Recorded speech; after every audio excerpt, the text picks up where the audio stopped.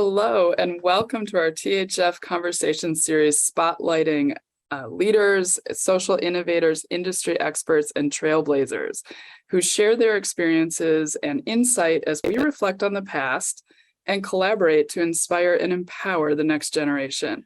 I'm Cynthia Jones, Director of Museum Experiences and Engagement at the Henry Ford.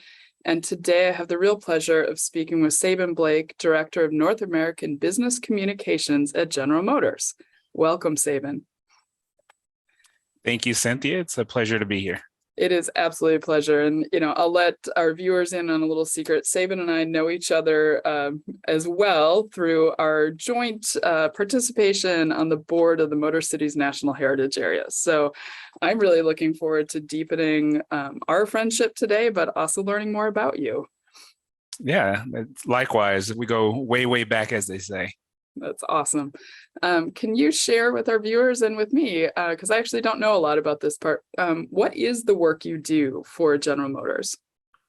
Sure. So I sit in the communications function, and I lead our North American business communication. So essentially what that is I tell stories that are connected around the business side. So if we think about that's non-brand related, so it goes cross-brand across all of our brands. That could be fleet operations, they could be our customer care and after sales, and I support our North American president. And so our audiences are, of course, we talk to media, and we are primarily targeting dealers. So dealers and those folks as it relates to the business function of GM North America. So Canada, Mexico, and of course, US-based operations. I've been with GM for a long, long time. I'll say I don't want to give the exact number of years, but I started working when I was 5 years old, and I've been in many functions and in many locations. Started out on the East Coast. I worked in our Northeast region, which included time in Pennsylvania, the DC area, in New York, and then back here, we've been for about 12 years. Wow. So a lot of experiences, a lot of things that have probably shaped who you are at General Motors and the skills and experiences you can bring to the company. So I look forward to hearing about how those emerged during our conversation today. So that's awesome. And, definitely I also started working when I was 5. So we were part of the child labor movement. So exactly. When I tell folks I've been at the museum 22 years, they don't believe me. So yeah. And I will divulge, it was 28 years ago when I started with GM. So it's been a while. Awesome. That's awesome. So you've also seen a lot of change, which is part of what we're going to talk about today. So our conversation this month is really featuring in or dialing in on a pop-up exhibit that we have at Henry Ford Museum of American Innovation this summer. It's focused on LGBTQ plus history. It's part of our collections that focus on civil rights and social transformation.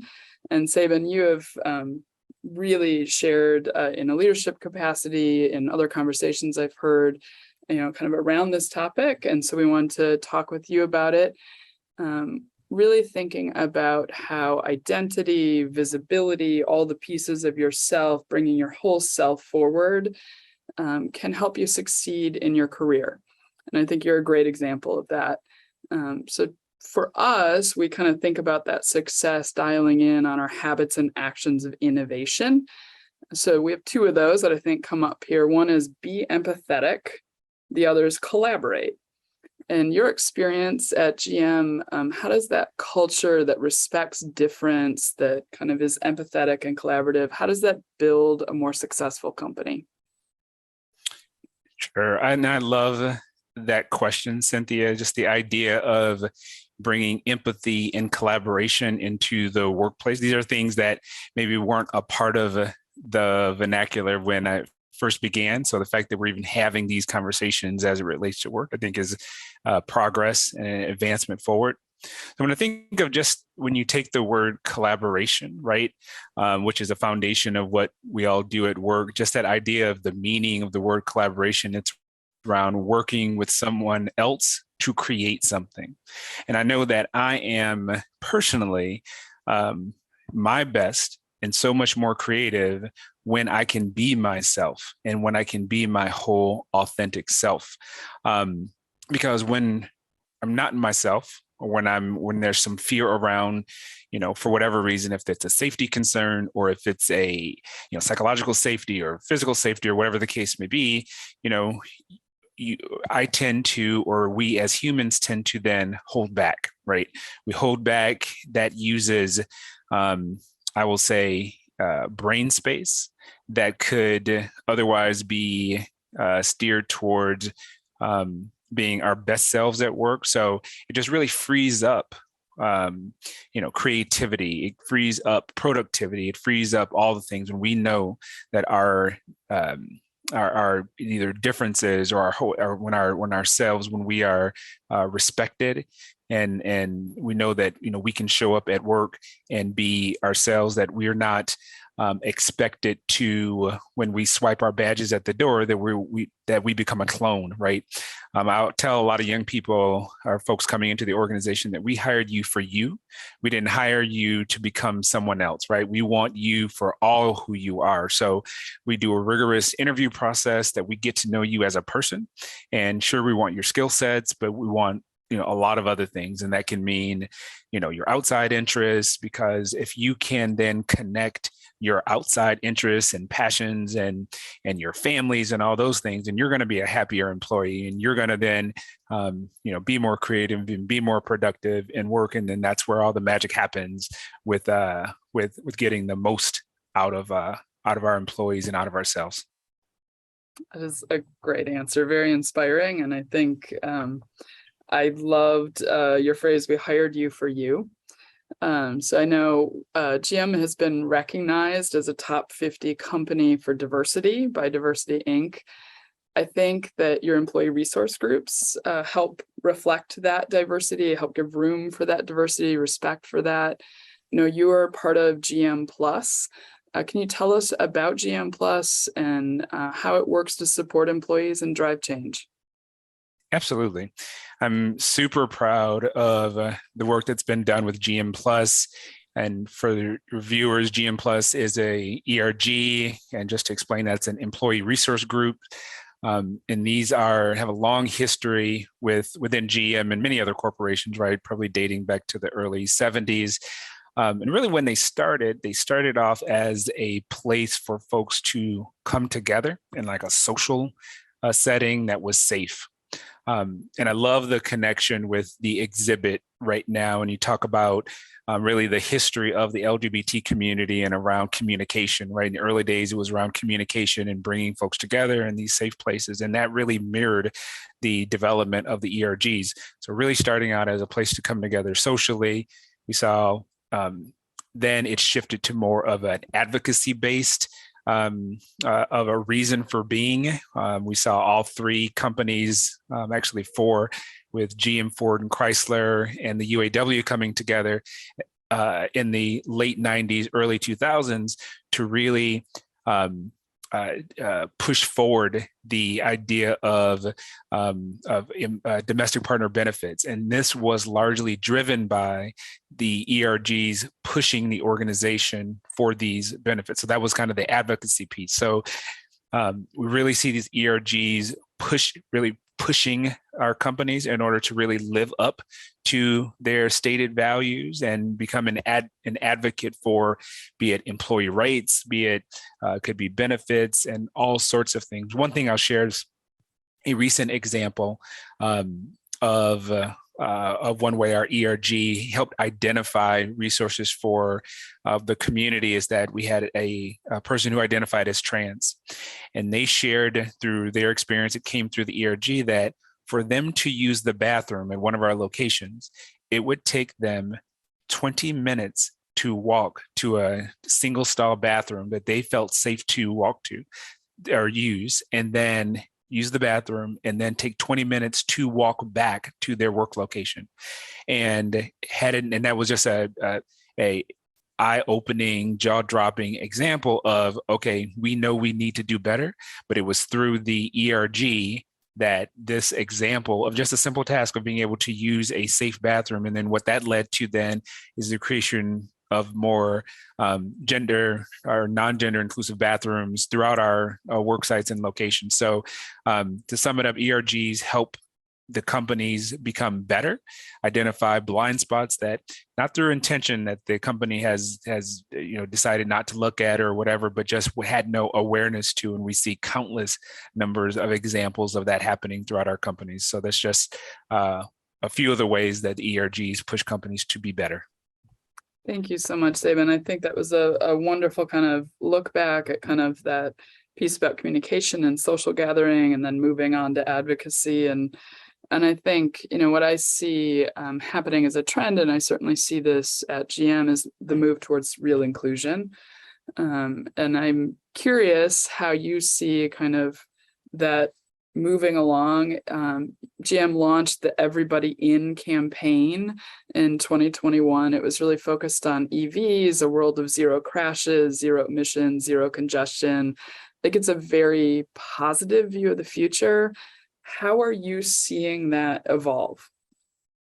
Sure. No, that was, I think, a huge pivot for us, right? So, we're focused on electric vehicles and this idea that we'll make electric vehicles for everybody. So that's where it was rooted in and where it started, as you mentioned. But then it allowed us to really have this really wide aperture of other applications to talk about inclusivity and our culture, and this idea that everybody belongs and everyone has a place. And we know that when you feel like you belong, it's not just about diversity. Sure, we want to be diverse, we want to have equity, and we want to have inclusion, but we want to make sure that our employees feel like they belong. And we have an aspiration here at GM that was launched in 2020 around being the most inclusive company in the world. It's big and it's audacious.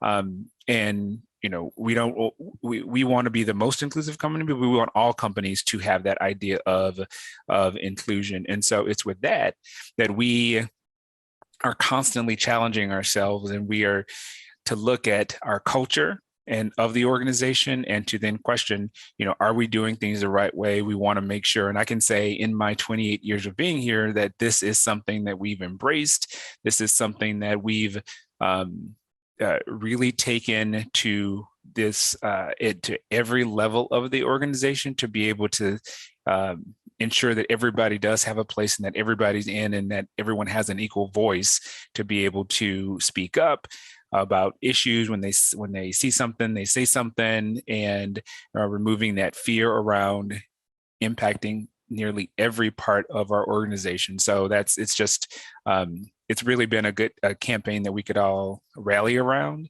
and find our own. And that's really the important part, right? Is when you can take something and find your own ways to connect with it. And so it's so broad that it can really have a lot of applications in so many different ways. So we're very proud of it. That's awesome. I think what you just described is something that I would say during Manufacturing Month, we often talk about the workforce of the future, and kind of thinking about how automotive companies, but also STEM employers, really can encourage that workforce of the future to choose them.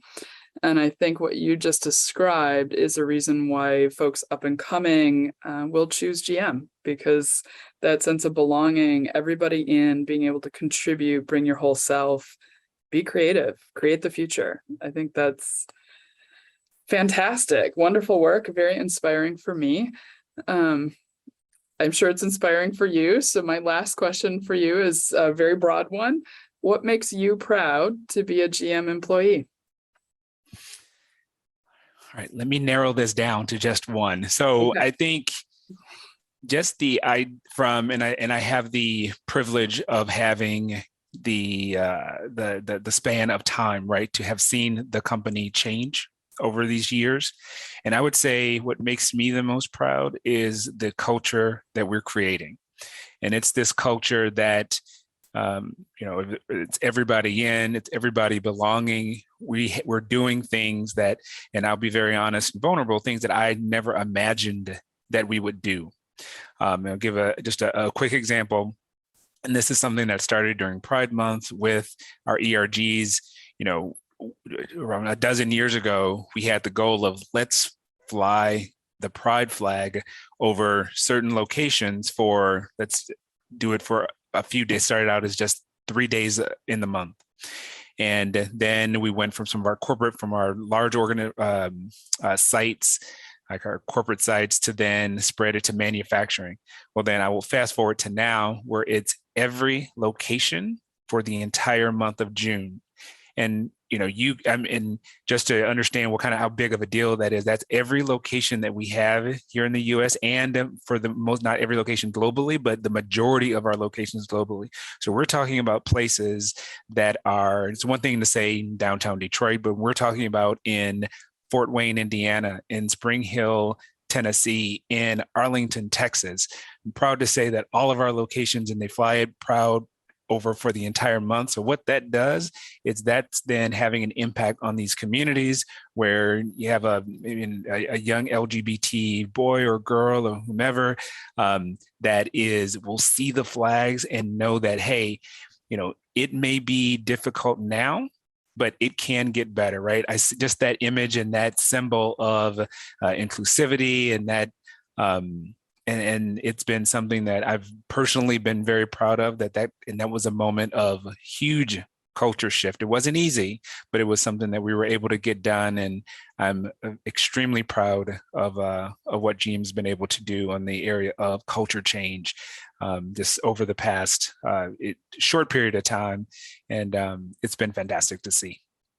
That's wonderful. I love that. I was unaware of that initiative. So thank you for bringing that forward. I think, it really speaks to why I wanted to have a conversation with you today, because, I think the work that you're doing, the way you show up in the world, the way you bring yourself into the world is inspiring, and it's encouraging, and it's empowering. I know that as a colleague of yours on the Motor Cities National Heritage Board, but it's also inspiring, I think, for the dealers, the customers, all of the folks that you serve. So thank you for that, Sabin. Thank you for sharing all of your examples today. I think, I certainly learned more about GM's efforts today, and we appreciate GM. They're a wonderful partner of ours here at the Henry Ford. We encourage folks to either visit us here at the Henry Ford or go to thf.org to learn more about other leaders, innovators, inventors, and entrepreneurs who inspire us every day, just like Sabin does. Thank you so much, Sabin.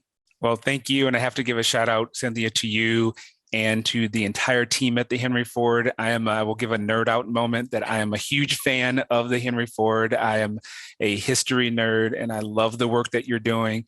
And it's inspiring that we're having these kind of conversations in the spaces that, traditionally we haven't thought about having them, but I think they align perfectly. And so hats off to you, the entire team at the Henry Ford. You're doing great things for not only Southeast Michigan, the entire region, and just wonderful job. So thank you for including me in your conversation today.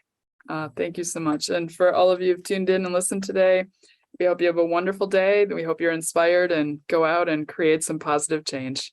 Take care of yourselves.